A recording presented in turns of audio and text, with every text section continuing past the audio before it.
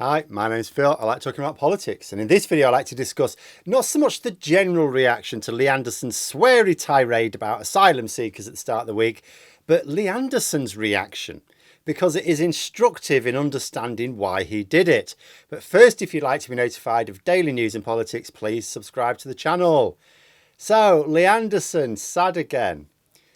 Also known as 30p Lee or Leanderthal, I use the terms interchangeably, he has some way to go to catch up to the alias collection of Grant Shapps.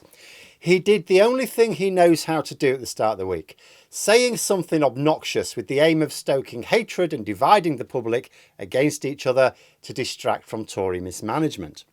He told anyone who didn't like the death trap that the Home Office are accommodating them in to F off back to France. Really quite topical, especially today, because there's been another development, but I'll talk about that tomorrow. The thing is, it did what it was calculated to do, I suppose. It got a reaction, but it didn't necessarily get the reaction that he wanted, as was revealed in an article in the Express, where the quiet part was said out loud. Because although his outbursts seem to serve to the purpose of dividing the public, this is not enough to save the Tories ahead of the next election. Certainly not enough to save Lee Anderson's seat. And it's not that culture wars can't work. Of course they can. They do. They've worked in this country. They've worked in others. They will do so again. But the Tories have fundamentally lost the confidence of the public. You know, the public are not only suffering badly from Tory policies, but to a large extent can actually see it. According to this article in the Express, Leanderthal was not necessarily interested in a reaction from the public or even the Twitterati, but from Labour's leadership.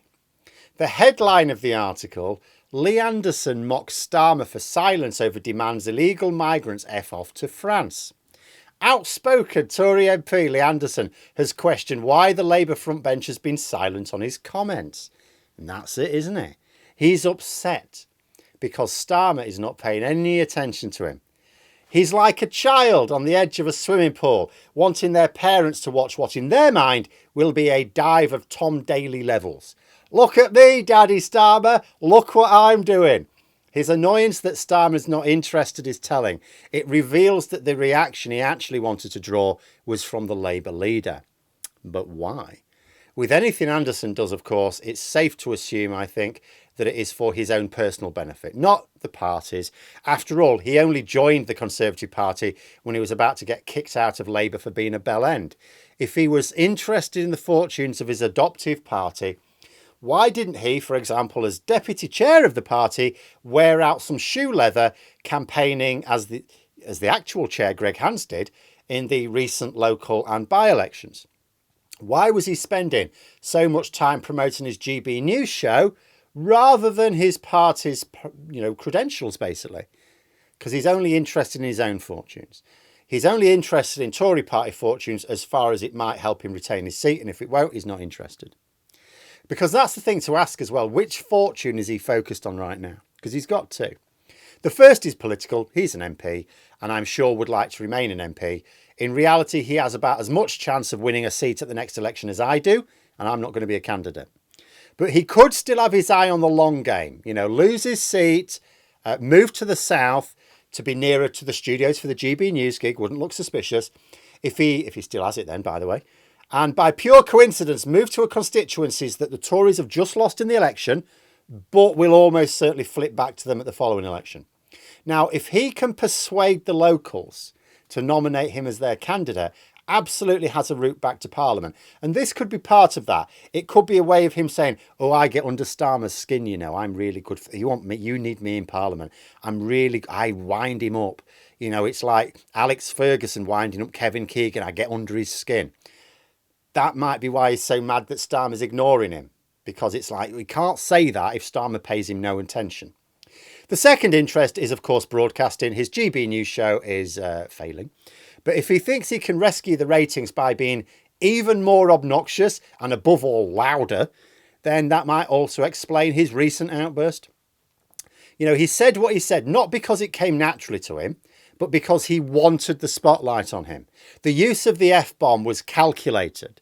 It's not just something he happened to say. It was calculated to increase the newsworthiness of the statement for that purpose, because it's not normal for a senior member of the Conservative Party to be dropping F-bombs, is it? But it's not clear whether he's using behaviour like this to audition as a future Tory candidate, as a proven political street fighter, or because he wants to attract support for his own TV show. But what is clear is that he wanted the fight with Starmer, not liberal lefties on Twitter or in The Guardian. But Starmer didn't play his game. So Neanderthal is sad again. And I wonder if this is why Starmer didn't really react. We're familiar with the old adage, never interrupt your enemy when they're making a mistake. But let me bring a sporting adage in that I often think works well in politics. Do the opposite of what your opponent wants you to do. Anderson wants a reaction, so you just don't give it to him. If the Tories announce a policy, react to that. If they say something to bait Labour, don't take the bait. Lee Anderson's foul-mouthed, hateful tirade, let that be the only thing that voters hear about. Don't dignify it by making it a political talking point. Now, that's not advice to us, by the way. Always challenge the bullshit as a commentator, I think. But I can absolutely see why Labour MPs, and especially at the top of the party, focus on the message they want to get out. They don't want to get distracted. They don't want to allow Lee Anderson to be able to claim that he gets under Starmer's skin. Labour have got no interest in their message sharing a platform with a racist bigot. In fact, going back to the article, it said, and I quote, "Today he called express.co.uk to challenge the Labour front bench to come out of the shadows." I thought it's a bit sad, isn't it, really?